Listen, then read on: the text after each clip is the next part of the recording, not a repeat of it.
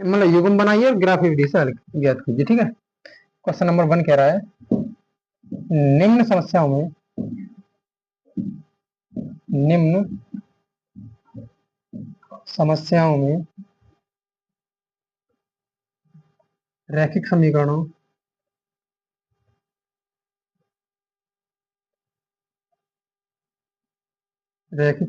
के युग्म बनाइए। युग्म मतलब जोड़ा बनाइए, युग्म बनाइए और ग्राफीय विधि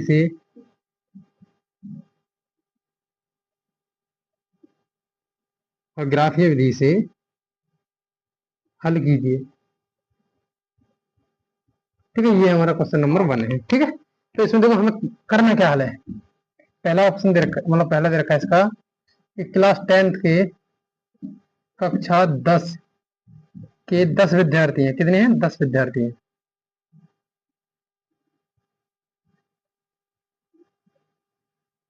कक्षा 10 के 10 विद्यार्थियों ने एक गणित की पहेली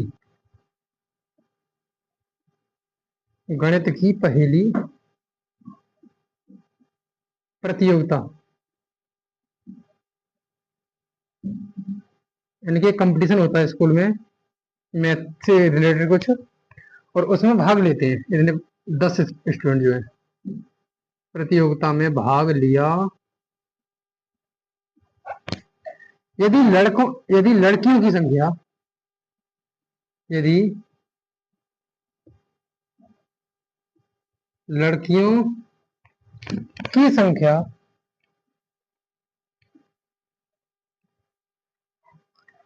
लड़कों की संख्या से यदि लड़कियों की संख्या लड़कों की संख्या से 4 अधिक है। क्या है? 4 अधिक है। तो प्रतियोगिता में भाग लिए लड़कों और लड़कियों की संख्या ज्ञात कीजिए। तो प्रतियोगिता में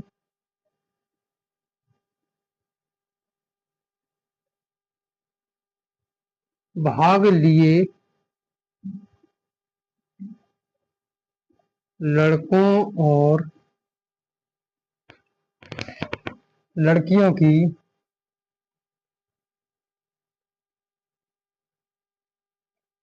संख्या ज्ञात कीजिए। ठीक है, ये है हमारा क्वेश्चन। तो देखो कह रहे हैं कि इसको जो है पहले तो समीकरण युग्म बनाइए और फिर उसी मतलब उसको जो है ग्राफ द्वारा हल कीजिए। ठीक है, हल भी करना है उसको। देखो सॉल्यूशन देखते हैं इसका। पहले कह रहे हैं कि कक्षा 10 के 10 विद्यार्थी हैं। कितने विद्यार्थी हैं? टोटल 10। उनमें से कुछ लड़के हैं और कुछ लड़कियां हैं। तो हम लड़के और लड़कियों को अलग अलग नाम दे देते हैं कुछ। ठीक है, तो माना लड़कों की संख्या मान लेते हैं x,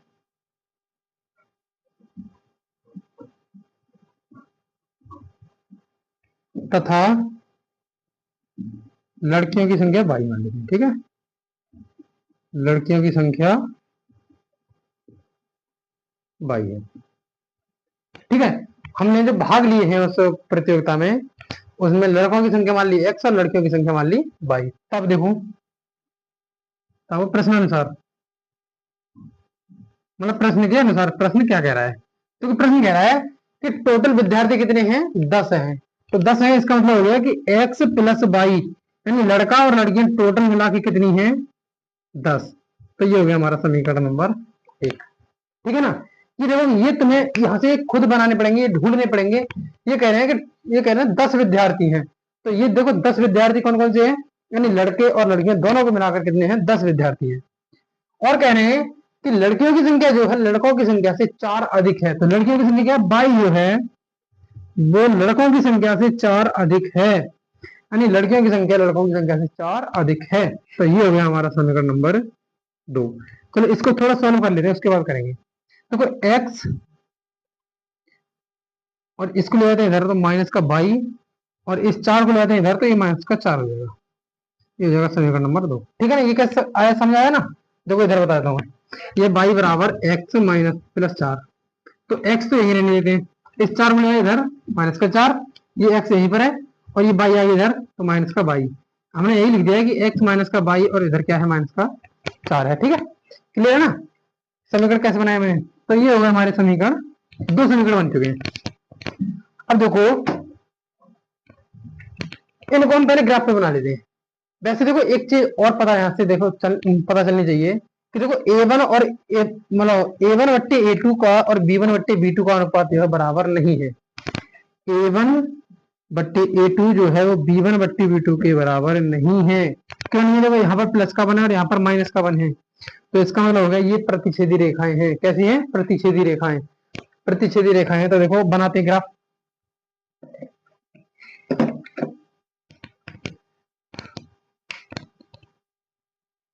ऐसे चलो अच्छी से बनाते हैं, बड़ा। ये है एक्स अक्ष और ये है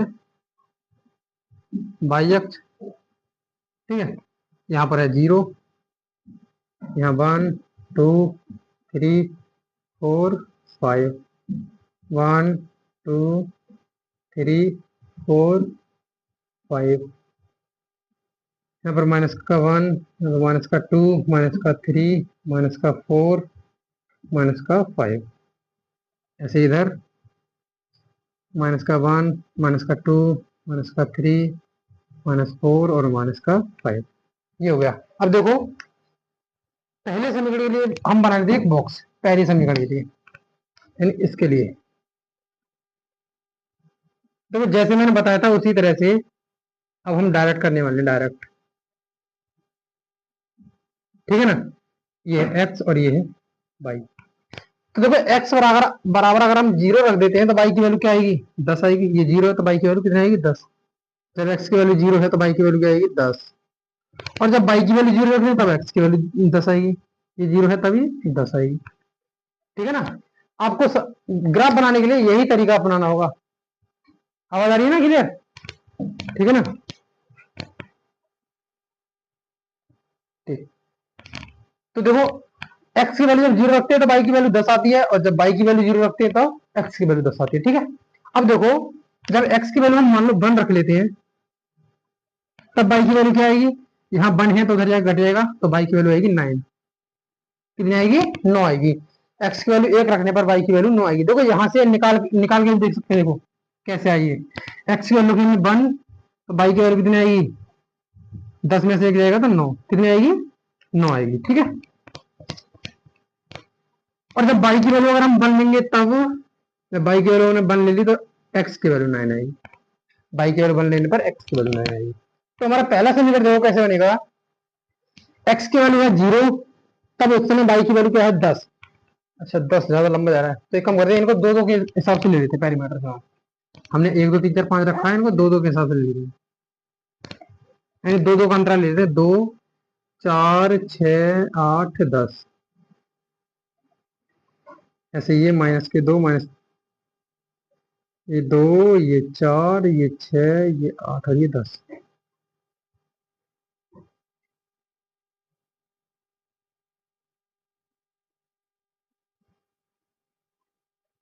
6 8 और ये 10। ठीक है, देखो मैंने दो दो का अंतराल लिया, जितना भी आप मतलब लेना चाहें उस तरह से ले सकते हैं। ठीक है, तो अब बना दे देखो।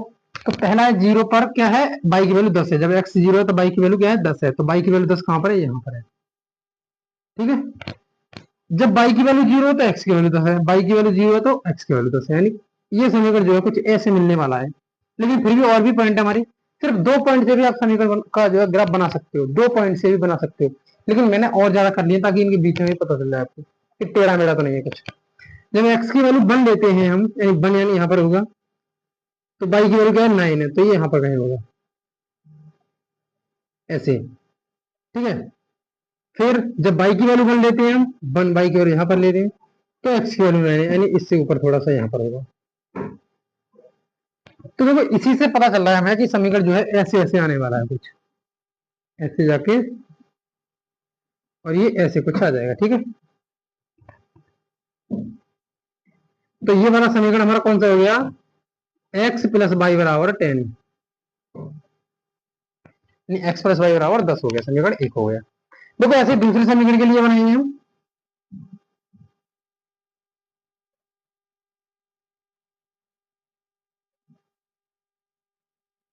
एक्स और वाई। तो देखो जब एक्स की वैल्यू यहाँ पर जीरो लेंगे तब क्या आएगा, देखो एक्स की वैल्यू लेंगे हमने जीरो, तो वाई की वैल्यू क्या आएगी, 4 आ जाएगी, माइनस से माइनस कैंसिल हो जाएगा, वाई की वैल्यू 4 आ जाएगी। देखो कैसे, एक्स की वैल्यू होगी जीरो माइनस वाई बराबर माइनस के 4, और जब जीरो है तो इससे माइनस कैंसिल हो जाएगा, वाई की वैल्यू कितनी आ जाएगी, 4 आ जाएगी। और जब वाई की वैल्यू जीरो ले लेंगे तब वाई हो गया जीरो पूरा, तो एक्स की वैल्यू क्या आएगी, माइनस के 4। ठीक है, और एक और लेते हैं कुछ, वैसे दो से ही बना सकते हैं आप, लेकिन कुछ और एक और ले लेते हैं कुछ। अगर मान लो एक्स की वैल्यू लेते हैं हम 1, एक्स की वैल्यू ले ली हमने 1, तो देखो बाई की वैल्यू आएगी, ये 1 है तो उधर जाके माइनस का, यानी बाई की वैल्यू आएगी 5, कितनी आएगी 5। और जब बाई की वैल्यू 1 लेंगे तब, तो इसकी वैल्यू आएगी माइनस का 3। ठीक है, तो ये है हमारा ग्राफ। जब एक्स की वैल्यू जीरो है तब बाई की वैल्यू 4 है, बाई की वैल्यू 4 है यानी यहां पर है। जब बाई की वैल्यू जीरो है तो वो माइनस का 4 है, बाई जीरो तो एक्स माइनस का 4 है, यानी एक्स माइनस का 4 है। तो कुछ ऐसे ही आने वाला है समीकरण, ठीक है ना। तो ये समीकरण कुछ ऐसे इधर से आने वाला है। फिर भी देखो और कुछ कर लेते हैं, एक्स जब 1 लेते हैं हम, एक्स 1 लेते हैं तब बाई 5 आता है, तब बाई क्या आता है 5 आता है, यानी कि यहाँ पर है। और जब बाई को 1 लेते हैं तब एक्स माइनस का 3 आता है, जब बाई हम 1 लेते हैं यहाँ पर तो ये माइनस का 3 आता है, यानी यहाँ आएगा कहीं। तो ग्राफ ये कुछ ऐसे आने वाला है, ऐसे। तो ये वाला ग्राफ जो है हमारा वो किसका है, एक्स माइनस वाई बराबर माइनस का 4। तो ये हो गया हमारा इसका ग्राफ, ये निरूपण, यानी ग्राफ से दर्शाया गया है। तो ग्राफ से इस तरह से हम इसको दर्शाएंगे, ठीक है ना। क्लियर है ये सब, कैसे बनाना है ग्राफ, किस तरह से आपको समीकरण बनानी है, और कैसे देखो। अब आती है बात कि उनका हल कहां पर होगा। देखो एक तो आप जब ग्राफ पेपर पर इसको बनाओगे तो उससे तो सीधा सीधा दिखाई दे जाएगा आपको कहां से कहां पर मतलब हल इसका होगा। तो देखो हल क्या होता है, जहां पर ये एक दूसरे को काटते हैं वो इनका हल होता है। अभी हमें देखना पड़ेगा कि ये काटेंगे कहां पर एक दूसरे को, ठीक है। उसके लिए देखो अगर ग्राफ पेपर होगा तो हमें साफ साफ यहीं से दिखाई दे जाता है, लेकिन हमारे पास ग्राफ पेपर नहीं है तो हम इसको सॉल्व कर लेते हैं दोनों समीकरण को। देखो दोनों समीकरण में कुछ देखो एक जैसा दिखाई दे रहा है, इसमें एक्स है इसमें भी एक्स है, यहाँ पाई है हम देखो माइनस का वाई है। तो अगर हम दोनों को जोड़ दें तो क्या हो जाएगा, देखो बाई से बाई कैंसिल हो जाएगा। तो इधर कर दें हम थोड़ा छोटा छोटा, यानी कि समीकरण 1 और समीकरण 2 को जोड़ देते हैं, ठीक है। समीकरण 1 प्लस समीकरण 2, तो एक है एक्स प्लस बाई बराबर 10, दूसरा है एक्स माइनस बाई बराबर माइनस का 4। तो इन्हें जोड़ेंगे तो देखो जोड़ने पर मतलब चेंज नहीं होते, बस ये माइनस से माइनस ही रहेगा, ये माइनस से माइनस रहेगा। तो देखो इससे कैंसिल, ये एक्स एक्स 2 एक्स हो गए, और 10 में से 4 गए 6 बचे। तो यहाँ से एक्स की वैल्यू कितनी आ गई, एक्स की वैल्यू आ गई 3। कितनी आ गई एक्स की वैल्यू 3। अब इसी वैल्यू को किसी एक समीकरण में रख के बाई की वैल्यू आप निकाल सकते हो, यानी लड़कों की संख्या कितनी आ गई 3। उस प्रतियोगिता में लड़के कितने हैं 3 हैं, और लड़की कितनी है देखो बाई, यानी कि जो है X plus Y, X plus Y बराबर है 10, एक्स की वैल्यू 3 प्लस वाई बराबर है 10, तो वाई की वैल्यू कितनी आएगी यहाँ से 7। ठीक है, ये आप बिना निकाले भी बता सकते हो, जब लड़की 3 है तो लड़कियां कितनी होंगी 7 ही होंगी, क्योंकि टोटल बच्चे जो हैं 10 हैं उस प्रतियोगिता में। क्लियर है ये सब, पहला सवाल आप लोगों को क्लियर है।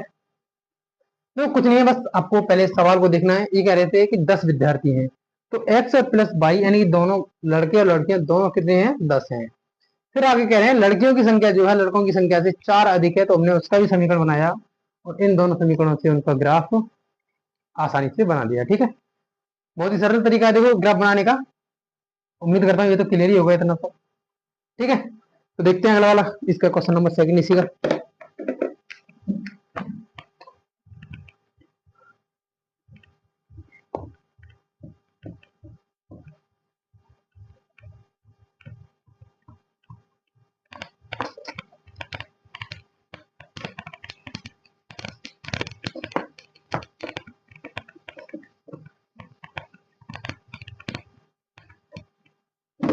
देखो दूसरा वाला क्या कह रहा है, ये कह रहा है 5 पेंसिल तथा 7 कलम। 5 पेंसिल तथा 7 कलम, कलमों का मूल्य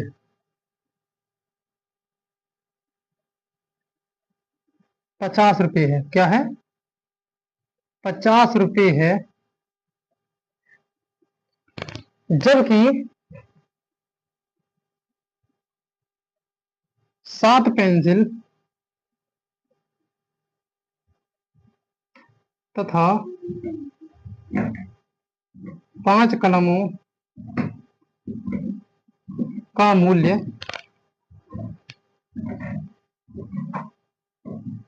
46 रुपये है।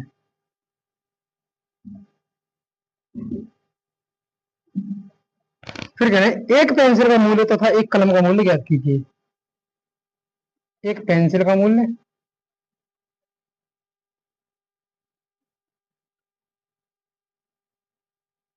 तथा एक कलम का मूल्य ज्ञात कीजिए। ये है हमारा सवाल, ठीक है ना। तो देखिए, देखते हैं इसका सॉल्यूशन। कह रहे हैं 5 पेंसिल और 7 कलमों का मूल्य 50 रुपये है और 7 पेंसिल और 5 कलमों का मूल्य 46 रुपये है। तो पेंसिल और कलम यानी एक एक पेंसिल और एक कलम का मूल्य बताइए। तो देखिए, हम पहले इनको मान लेते हैं कुछ, ताकि हमें कंफ्यूजन ना हो। ठीक है, तो हम मान लेते हैं एक माना एक पेंसिल का मूल्य x रुपये है। कितना है? x रुपये। तथा एक कलम का मूल्य कितना है?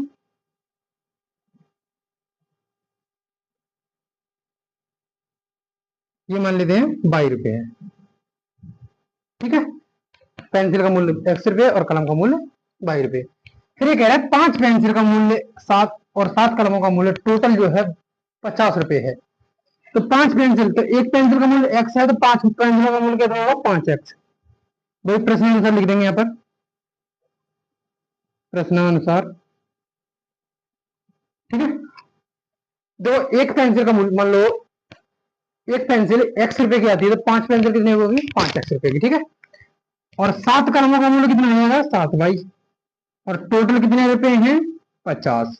ये हो गया हमारा इक्वेशन नंबर 1। ठीक है, ऐसे हमें दूसरा दे रखा है, जबकि 7 पेंसिल हैं और 5 कलम है, तो इनका मूल्य कितना है? 46 रुपये। इन्हीं दो समीकरणों से हमें जो है आंसर है वो निकालना है अपना। ठीक है, क्लियर है ना ये सब? तो देखो, अब इन्हीं से हम पहले ग्राफ बना लेते हैं कुछ अपना। ठीक है, देखो ग्राफ यहाँ पर बना लेते हैं।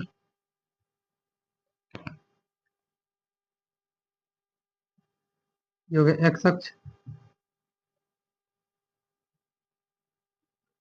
ये हो गया वाई अक्ष।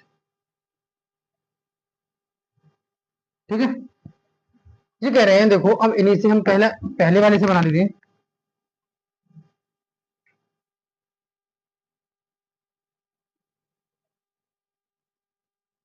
एक्स और वाई,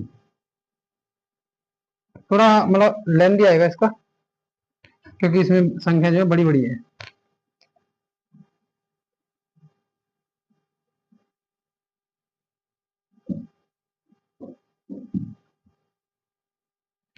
देखो पहले के लिए मान लो, जब एक्स बराबर अगर हम ले लेते हैं 0, बस आप 0 से ही बना लो, दो वैल्यू से आप बना सकते हो। जब एक्स की वैल्यू अगर 0 ले लेंगे, तब वाई की वैल्यू कितनी आएगी? 50/7। कितनी आएगी? 50/7। और जब इसकी वैल्यू 0 ले लेंगे तो कितनी आएगी? इसकी वैल्यू आएगी 10। कितनी आएगी? 10, यानी 5×50। ठीक है, ये हो गया हमारा पहले समीकरण के लिए। ऐसे ही जब दूसरे समीकरण के लिए बनाएंगे तब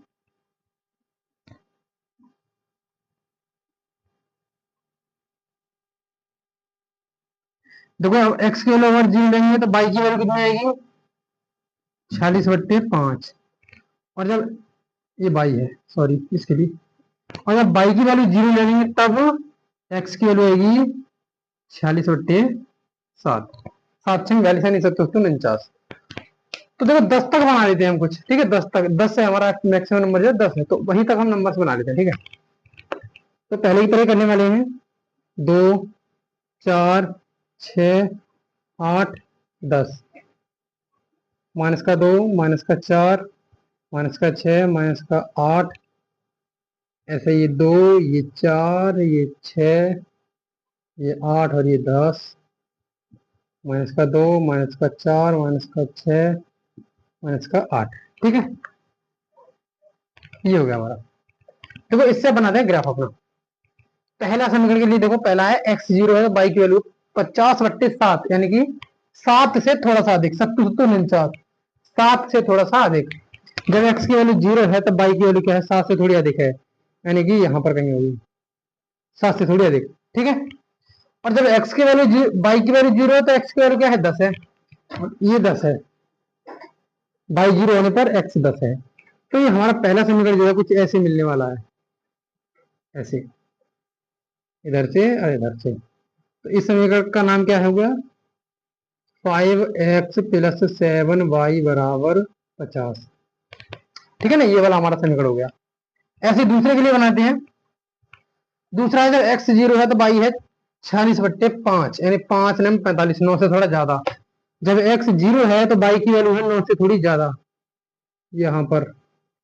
और जब बाई 0 है तब x की वैल्यू है 7×6 = 42, यानी 7 से थोड़ा कम और 6 से ज्यादा, 6 से ज्यादा 7 से कम यहाँ पर।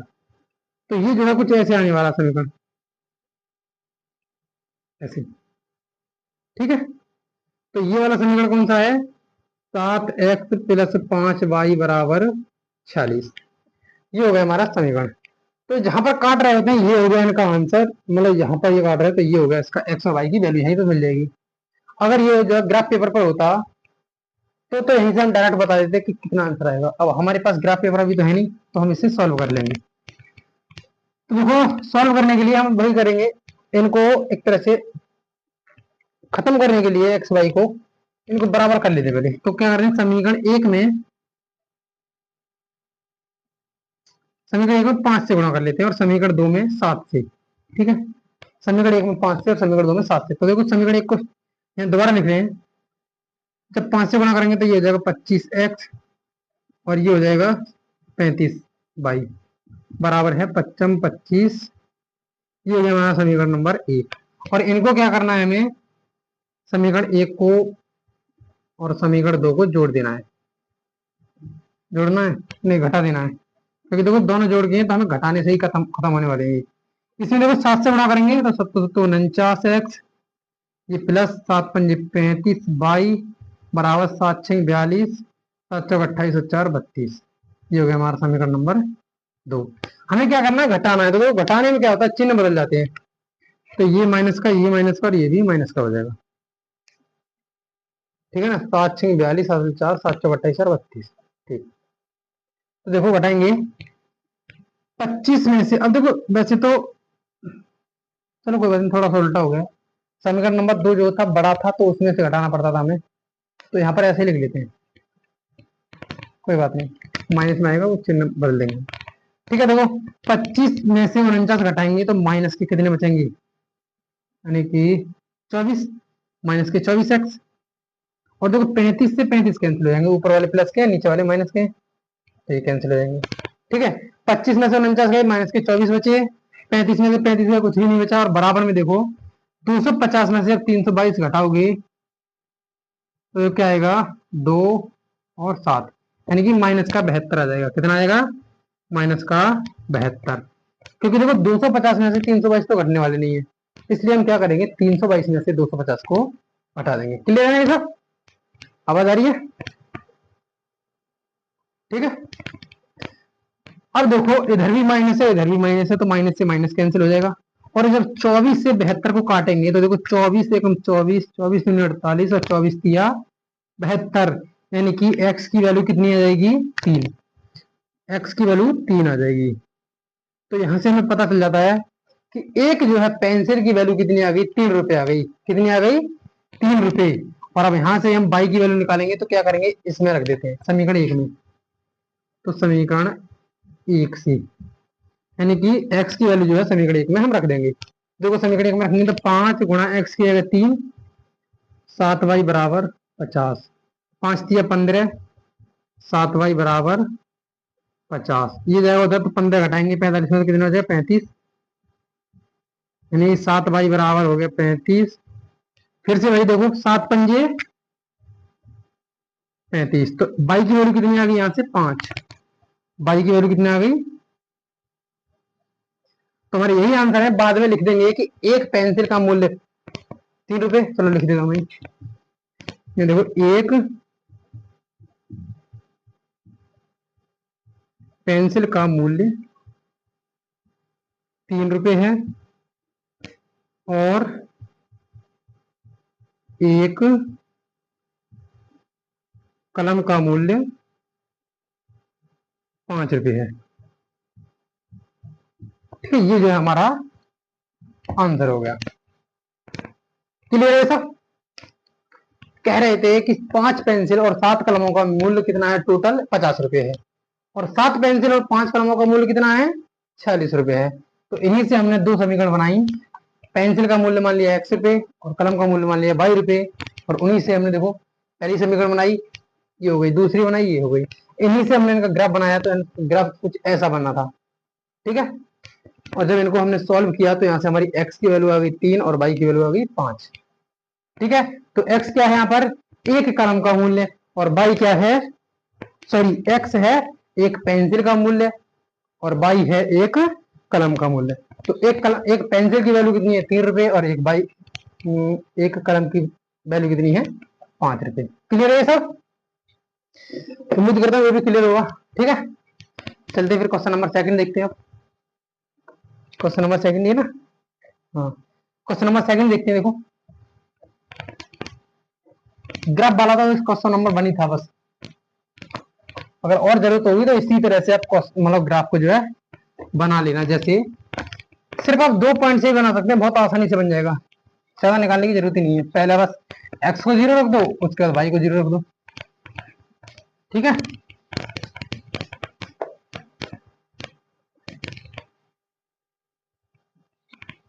चलो तो क्वेश्चन नंबर सेकंड देखते हैं। देखो क्वेश्चन नंबर सेकंड कह रहा है, ये कह रहा है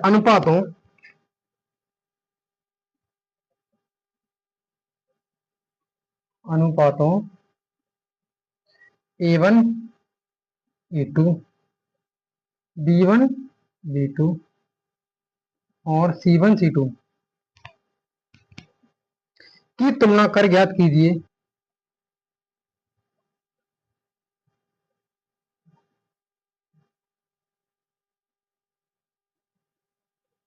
ज्ञात कीजिए कि निम्न समीकरण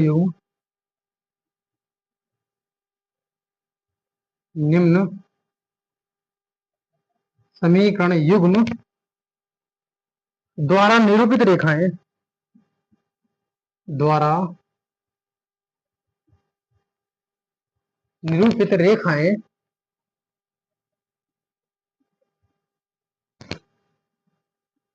एक बिंदु पर प्रतिच्छेद करती हैं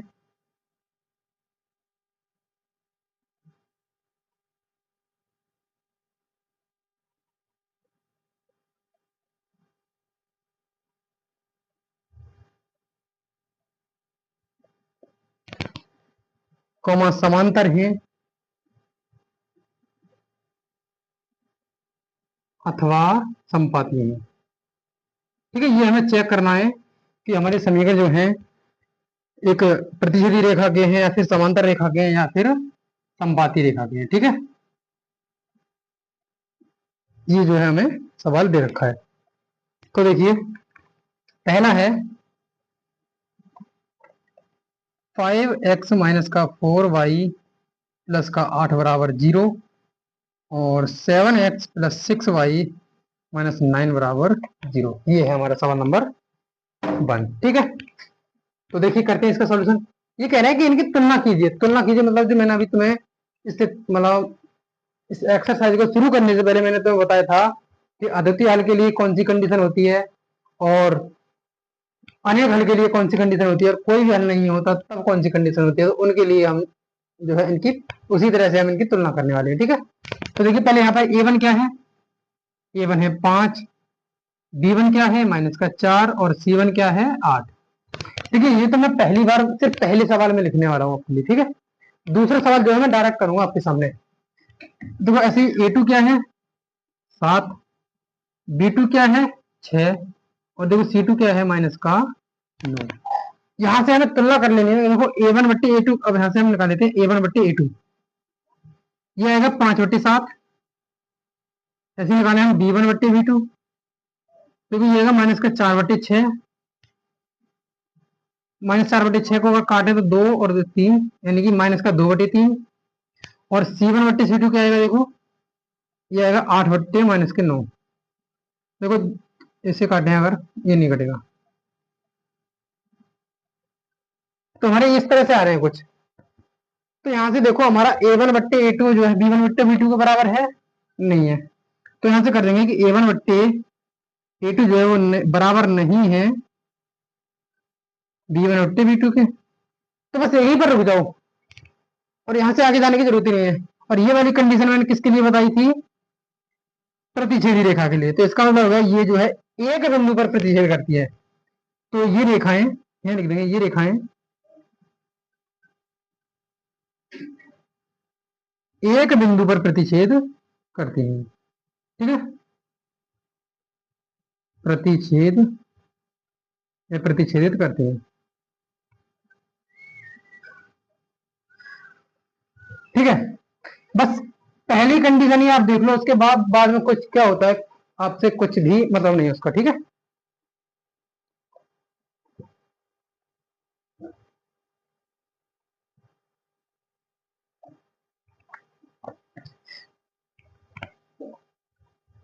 बस पहली कंडीशन मिल गई, बाकी बाद में कुछ भी देखना नहीं है आपको। तो ये हो गया, देखो पहली हो गई। अब देखो दूसरा वाला जो है, पहले आप खुद से वीडियो को बंद करो और खुद से ट्राई करो, एक बार खुद करो अपने आप। ये है 9x प्लस का 3y प्लस 12 बराबर 0। ठीक है, इसमें दूसरे दो रखा है 18x प्लस 6y प्लस 24 बराबर 0। देखो वीडियो को करो बंद और खुद से ट्राई करो कि ये समांतर है या संपाती है या फिर प्रतिच्छेदी रेखाएं। ठीक है, देखिए करते हैं सोल्यूशन, इसका भी सोल्यूशन देखते हैं। तो देखो यहां से अगर A1/A2 निकाले हम, तो मैं डायरेक्ट करने वाला हूँ 9/18, यानी कि 9 एकम 9, 9 दूनी 18, 1/2। क्लियर है। ऐसे हम निकालें B1/B2, तो ये देखो 3/6, वही 1/2। C1/C2 निकाले तब 12/24, और ये भी वही हो गया 1/2। तो देखिए सभी के सभी 1/2 हैं। इसका मतलब है कि A1/A2 बराबर है B1/B2 के, और ये बराबर है C1/C2 के। तो ये कंडीशन कौन से में होती थी, इसका मतलब है ये रेखाएं रेखाएं जो क्या हैं, संपाती हैं। कैसी रेखाएं हैं, संपाती। और संपाती हैं तो क्या होता था, अनेक हल होते थे, अपरिमित रूप से अनेक हल होते हैं। ठीक है ना। देखो तीसरी मतलब तीसरा सवाल है इससे, इसे भी करो। देखो अभी वीडियो करो बंद और खुद से ट्राई करो। 6x माइनस का 3y प्लस का 10 बराबर 0, 2x माइनस का y प्लस 9 बराबर 0। करो इसे, वीडियो कर दो बंद और खुद से ट्राई करो। ठीक है,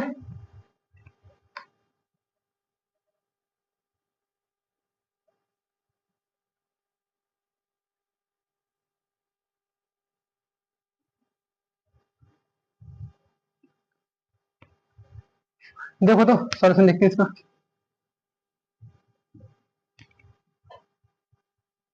वही देखो A1/A2 निकालेंगे तो क्या आएगा, देखो 6/2 यानी कि 3। B1/B2 निकालेंगे तो -3 बट्टे -1, यानी कि ये भी आएगा 3 एकम 3। C1/C2 निकालेंगे तब देखो ये क्या आएगा, देखो 10/9। देखो पहले दोनों तो बराबर हैं, तो पहले दोनों बराबर है, ऐसी हमारे पास कोई भी कंडीशन नहीं थी। तो देखो तीसरा वाला देखो, यानी कि B1/B2 ये बराबर नहीं है C1/C2 के। और ये कंडीशन किसके लिए होती है, समांतर रेखाओं के लिए। किनके लिए, समांतर रेखाओं के लिए। ठीक है ना, क्लियर है इतना। बस आपको A1/A2 B1/B2 C1/C2 निकालना आना चाहिए, और उन्हीं से आप इनकी कंपेयर यानी कि तुलना करके कंपेयर करके आप बता सकते हो कि हमारा जो है हल जो है किस तरह का, मतलब जो रेखाएं हैं वो किस तरह की है। ठीक है, एक मिनट को थोड़ी साइड डाल लेते हैं इसमें।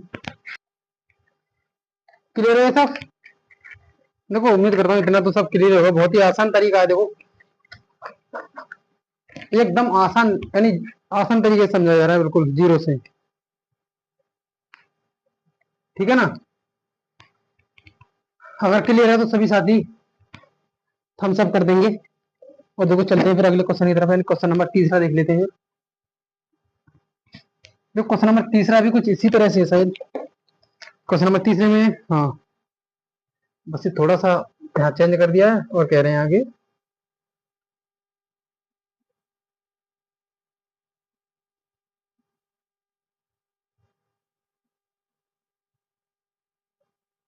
एक बिंदु पर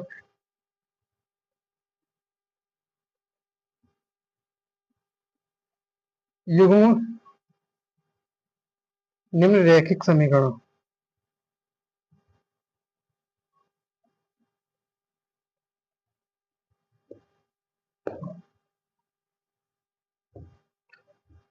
देखो क्वेश्चन नंबर तीसरा हम लिखने वाले हैं। ठीक है, ये जो है इतना जो है सेम है, इसलिए मैंने इसको नहीं मिटाया।